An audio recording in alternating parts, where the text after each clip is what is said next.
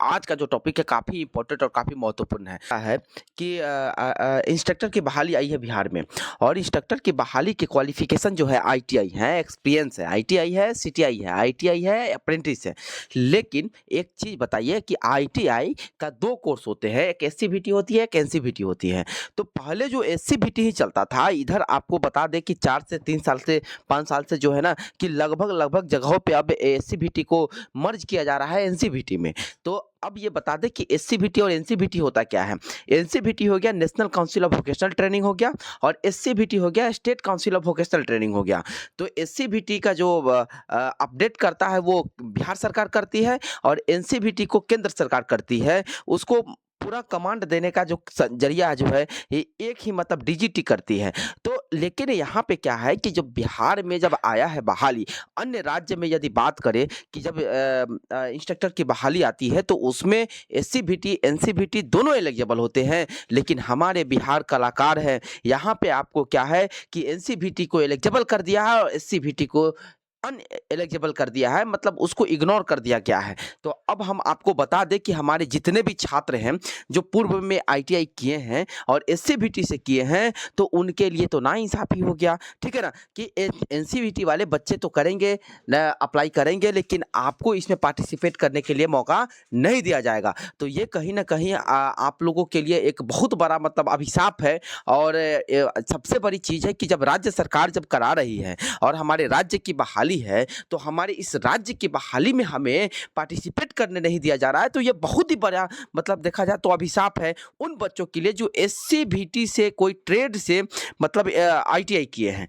तो ये बहुत ही बड़ा मतलब अभिशाप है, तो उनको अपने हक के लिए लड़ना होगा, आवाज़ उठाना होगा। तो वही चीज़ लेकर के कल पटना में हंगामा हुआ, जितने भी छात्र एससीबीटी वाले थे, सभी आकर के मिले थे। तो चलिए हम आपको दिखाते हैं कि क्या हंगामा हुआ। ये देखिए, ये पटना का है और ये अपना श्रम संसाधन विभाग का है ये, जहाँ पे मंत्री महोदय बैठते हैं और सभी बच्चे जो है आपके एससीबीटी वाले हैं और यही अपना मांग कर रहे हैं कि हमें भी फॉर्म भरने की मौका दिया जाए, क्योंकि हम यहाँ पे सभी बच्चे मतलब एससीबीटी से किए हैं। एससीबीटी क्या आईटीआई नहीं है? जब आईटीआई नहीं था तो आईटीआई में मतलब क्यों लाया गया? और हाँ, बहुत सारे बच्चों का जो है एससीबीटी से ही आईटीआई किए हैं, तो इनके लिए तो अभिशाप हो गया, ठीक है ना? तो ये सब चीज़ को देखते हुए सभी ने मांग किया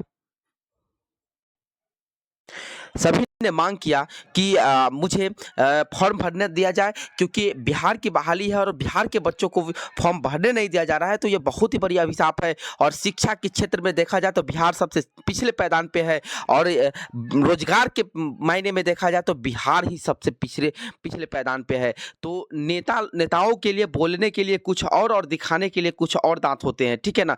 तो ये कहीं न कहीं इन लोगों के लिए बहुत ही मतलब गलत हुआ है, जिस कारण से नियोजन भवन को इन्होंने घेरा है और मंत्री होने वाली है। अभी तो एडमिट कार्ड भी दे दिया है, लेकिन एडमिट कार्ड देने के बावजूद भी इस पे बहुत सारा छिद्र है इस तरह का कि ये पानी निकल ही नहीं सकता है, इस चैनल से फ्लो नहीं कर सकता है, क्योंकि ये आपका बहाली फंसने वाला है।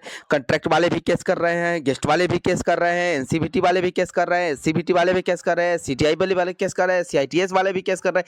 कितना केस गिनवा दे, अभी आप देखते जाइए। जब आपका ये बीटीएससी जो बहाली ले रही है, बीटीएससी जो बहाली ले रही है उसमें उन्होंने आज से 5 साल पहले की बात बता रहा है, 2019 में, ठीक है ना?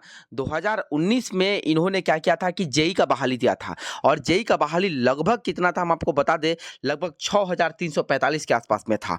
तो अब आप सुन लीजिए कि जब जेई का बहाली आया था, उतना क्लीन होने के बावजूद किसी प्रकार का उसमें खरोच तक नहीं था और उस बहाली को 2023 में अप्रैल में आकर के इन्होंने रद्द कर दिया।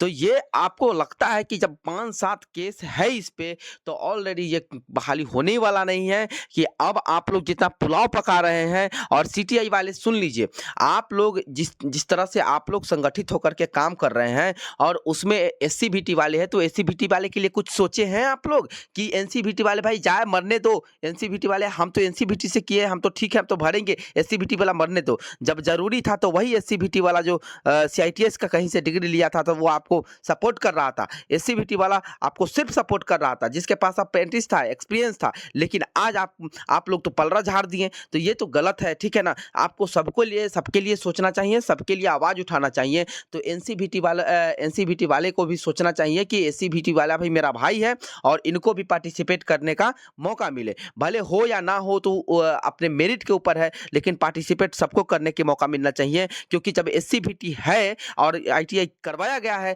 तो एससीवीटी वाले सारे बच्चे को फॉर्म भरने जाना चाहिए। So guys, okay, bye bye.